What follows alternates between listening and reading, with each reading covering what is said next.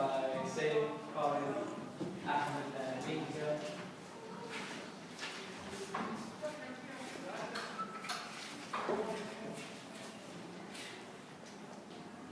The environmental problems nowadays. Fossil fuels have been used all around the world and we're causing mass destruction to the environment. We have found many research about the fossil fuels causing air pollution, water pollution, and many other disastrous things. The burning process. The burning process is when many fossil fuels get burned and used for energy, but this causes a global atmospheric rate to rise and cause climate change to cause a heat temperature with it. Destroying more than just the environment. The fossil fuels are just not destroying more than the environment, they're destroying animals, habitats, the people's also bodies, they destroy everything. Okay, we'll take an example for saying coal. Coal is used everywhere around the world, almost every single country. Coal is a very reliable source, but it's caused many negative impact on the environment. Coal is used all around the world, but what has this reliable source done to our planet? Coal causes sulfur dioxide. Sulfur dioxide is very dangerous to the body and the environment. Sulfur dioxide causes acid rain, which destroys crops, trees, farms, and forests. Next, mercury. Coal also does produce mercury. Mercury is a very dangerous toxic metal, and that in fact, if 1/7 of a teaspoon of mercury is put into a lake, a 35-acre lake, for example, the lake would be unsafe for fishing. The other effects, coal produces lead, cadmium, oxygen. Fossil fuels. All around the world, fossil fuels have been dying, say stop not using it. Fossil fuel is a very dangerous environmental impact and a deep reliable source in the world other than fossil fuels. In my opinion, and from the reason I have concluded is what's going to happen in 100 years from now, our inquiry question. I believe at the start of 100 years from now, the environment will be destroyed. Coal will be, plenty of fossil fuel will destroy the whole planet, the environments. Next slide. I think this is going to have wasteland. Next. No wildlife, bones, animals, everything dead. Next, pollution all around, mist. So, what will happen after 100 years? I think after 100 years, the governments will take notice and they will take a plan to solve this issue.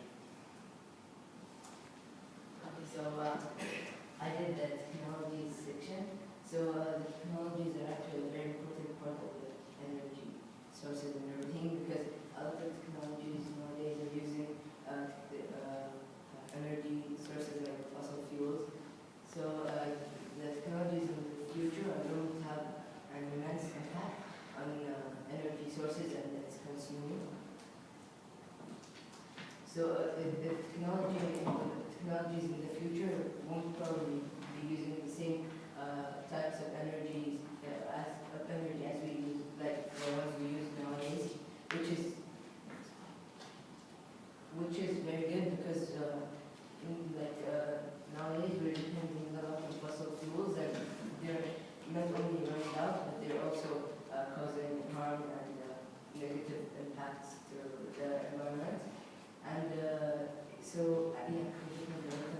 that's a good thing that we probably won't be using the same energy sources. An example of using fossil fuels is cars. They're consuming fossil fuels and they're a very important part of our transportation, daily life transportation. And they're depending a lot on fossil fuels. Okay, I have to look for alternatives to fossil fuels because one day we won't have fossil fuels to rely on, and since fossil fuels are harming the environment, causing pollution, I think we should find a new reliable source that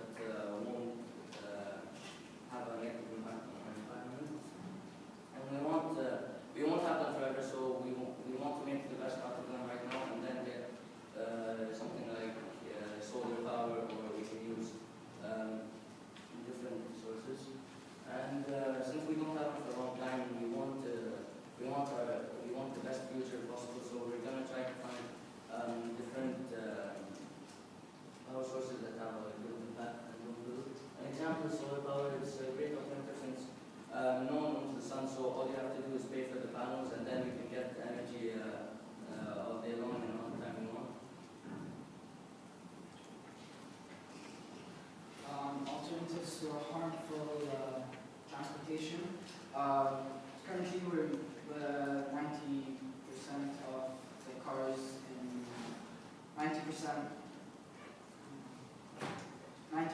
of the transportation nowadays are powered by petrol. Over extensive research, I found multiple alternatives to petrol, such as biodiesel, which consumes oils and animal fat. Some have come very far. This is the LaFerrari, the first mild hybrid hypersport car. It's mild. It's a mild hybrid, which means that it doesn't have a set electric control where you can only run on electric. It runs on petrol only or both.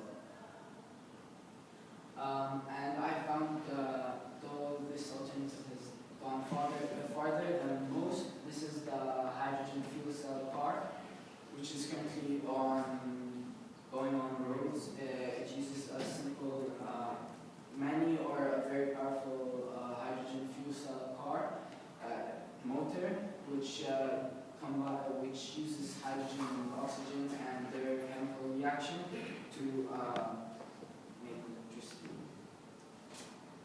Here is a simple how a simple fuel cell would normally work. So here's the catalyst, which enhances the chemical reaction between two different chemicals. In this case, on the other side, hydrogen and oxygen. And then at the end,